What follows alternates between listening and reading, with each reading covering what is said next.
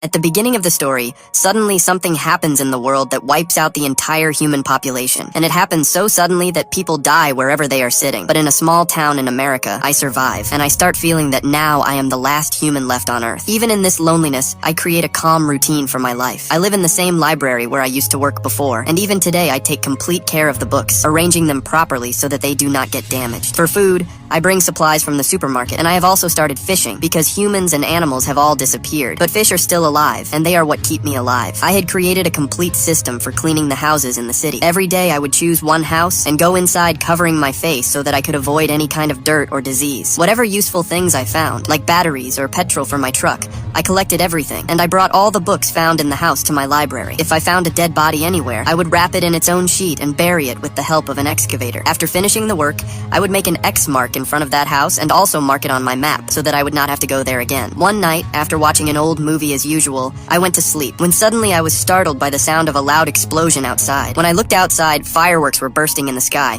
and at that very moment, I realized that maybe someone else besides me was alive in this world. The next morning, I went toward the city to investigate this, and there I found a crashed car. The girl driving the car, Grace, was lying unconscious because she had been drinking alcohol. Looking inside the car, I understood that she was the one who had set off the fireworks, and she also had a gun with her. After some time, Grace regains consciousness in an unfamiliar house with a bandage tied around her head. After vomiting, she tries to open the door, but the door is locked, and I stand outside and question her. Grace tells me that she has not seen any other human, and that she herself does not know how she survived. Hearing her words, my own experience comes back to me, because something similar had happened to me as well. She also tells me that she found the gun on the road, and had kept it only for her safety. I did not want Grace to stay there, so I had prepared a car for her. I told her that I would open the door only if she promised to come out after counting to 100. But Grace broke the promise, and opened the door immediately, which made me panic and run out of the house. I gave her the car keys and left from there without listening to anything she said, while she kept repeatedly saying that she did not want to go alone and wanted to stay there. But Grace did not give up. She kept following me continuously and kept saying that she could help me with cleaning, because two people working together could finish the work faster,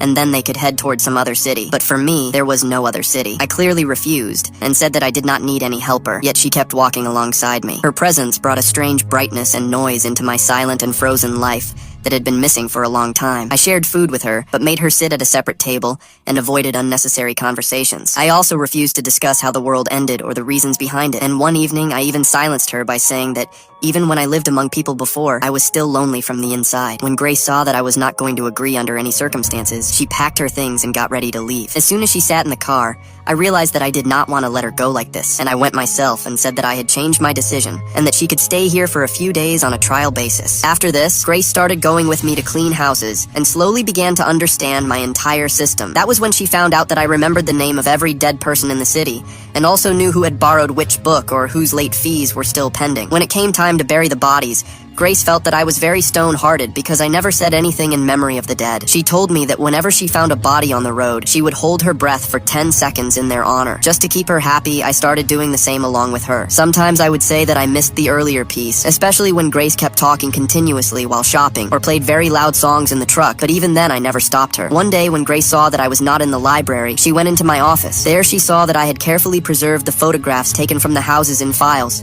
arranged in a strange but very orderly system. Seeing all this, she got scared and found it all a bit disturbing. To calm her mind, she left from there and went out cycling. Just then, she heard sounds coming from inside a house, and when she went inside, she was shocked because there was a dog alive there. She brought it with her to the library so she could keep it. I was not happy about this, but I still suggested a few names for formality, and in the end, we started calling it simply Dog. Slowly, Grace and I started getting closer to each other. We began eating at the same table, and she shared stories from her childhood, like how she once had 2 goldfish, but she still avoided tying her hair up because she did not want me to see the mysterious mark on the back of her neck. A few days later, we saw that the dog was tearing a book, and seeing this, I got irritated. I told Grace to clean up and took the dog outside myself, but then the dog bit me. Grace immediately cleaned my wound and stitched it, but after that incident, anger toward the dog settled inside me. On top of that, Grace's excessive affection for it started bothering me even more, and my silent resentment slowly kept growing. The next morning, when Grace woke up, the dog was missing, and she could not understand how this had happened because she had tied it up. When we searched for it throughout the city, I finally admitted that I had untied it to let it urinate. My words clearly sounded like like an excuse, and Grace immediately understood that I had deliberately let the dog run away. She became furious, and when we returned to the library, she drank alcohol and threw out all my photo files. Grace accused me of seeing people not as humans, but merely as objects. She reminded me that even in my old life, I had already been a bitter and lonely person, while she had been happy, and in this catastrophe, she had lost everything. Hearing all this, I broke down and went to sleep with heavy guilt. The next day, as an apology, I showed her my secret greenhouse and allowed her to take care of the plants. Along with that, by giving her permission to clean houses alone, I also made it clear that her trial period was over, and now we were equal partners. Now we both started working equally, and Grace also began helping me with cooking, yet she still kept hiding the mark on the back of her neck from me. One day she found a pair of walkie-talkies in a house, through which we could talk to each other even while staying apart. Around the same time, one day Grace found a house that was not marked on my map at all, and as soon as she went inside, I angrily reached there and clearly told her that she should not come there. I did not want to clean this house, and then Grace understood that this was my old home. When Grace asked me the reason, I told her about the first deaths I had seen, and they were small school children. Finally, I broke down, and with Grace's help, I agreed to clean my own house. Burying my own mother was far more difficult than burying an unknown body, and this time, while saying goodbye, I held my breath for more than 10 seconds. This moment was the heaviest for me, because for the first time I had fully felt my pain. When the cleaning of my house was finished,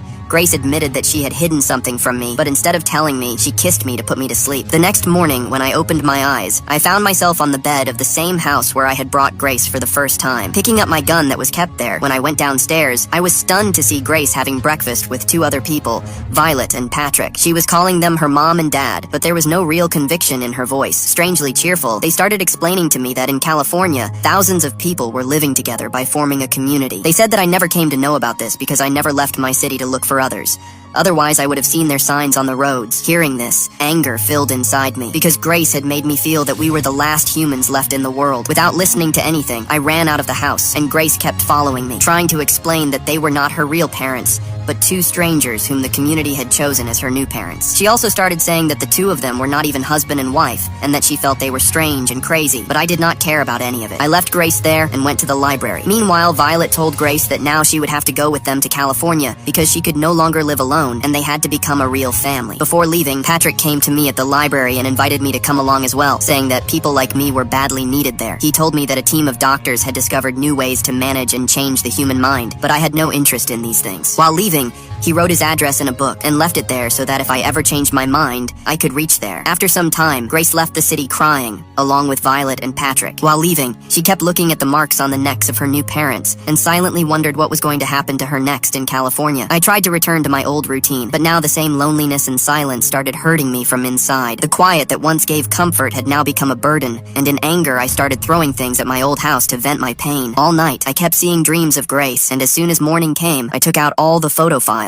I kept looking at each face and everything came back to me. Their names, their work, their nature, and which books they liked. That was when I understood that I had never truly been alone, and now living like this was not possible for me. Restless, I started searching inside the library for the address that Patrick had left, and this time, for the first time, I kept throwing books here and there without caring about them. The journey to California was very long and difficult, but I did not give up. Whenever I found the road blocked or the vehicle ran out of petrol, I found another vehicle and kept moving forward. Finally, when I reached California, seeing the lights of a moving city dazzled my eyes. Still, I composed myself and somehow managed to find Grace's house. Patrick and Violet were nearby, so I waited for night to fall. When everyone fell asleep, I quietly entered the house with my gun. As soon as I found Grace's room, I was frozen because the sight there was extremely horrifying. Grace was connected to a machine that was erasing destruction and the trauma of losing her family from her mind. In fact, this was done to every person in that community so that they could forget the past and be forcibly happy. Without wasting any time, I apologized for my behavior and disconnected Grace from that machine. The good thing was that she could still walk. We were just about to leave when Patrick appeared in our path. He tried to stop us and started explaining that their system was the best possible way. Just then, Grace snatched the gun from me and shot Patrick right there. At that very moment, Violet arrived there, but there was no expression of any kind on her face. She looked at the dead body as if milk had spilled on the floor, and without any sorrow or panic, started looking for cleaning supplies to wipe the blood. That was when I realized that the machine had drained all emotions from inside her, and this sight shook me to my core. Grace quietly picked up her goldfish and left from there with me. As we walked away from that place, we ignored the people walking on the road who were living their lives with artificial happiness, as if they remembered nothing at all. When we reached the road, Grace told me that she felt no regret for shooting Patrick. There was not fear in her eyes, but peace.